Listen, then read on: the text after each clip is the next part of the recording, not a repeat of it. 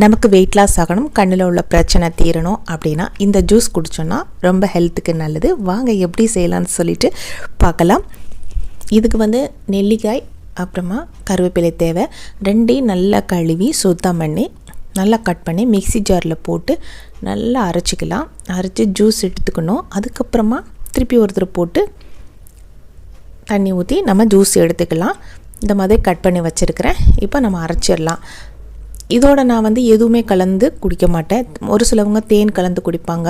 நான் அப்படியே ஃபில்ட்ரு பண்ணி குடிச்சிருவேன். எங்கள் வீட்டில் எப்போவுமே நெல்லிக்காய் இருக்கும்.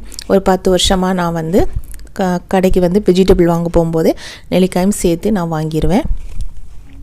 தைராய்டு பிரச்சனை இருக்கிறவங்க இந்த ஜூஸை குடிக்கலாம், ரொம்பவே நல்லது. அதே மாதிரி நமக்கு சுகருக்குமே ரொம்ப நல்லது. சுகர் வரவே வராது. நீங்களும் ட்ரை பண்ணி பாருங்கள். ரொம்ப யூஸ்ஃபுல்லாக இருக்கும், ஹெல்த்துக்கு ரொம்ப நல்லது.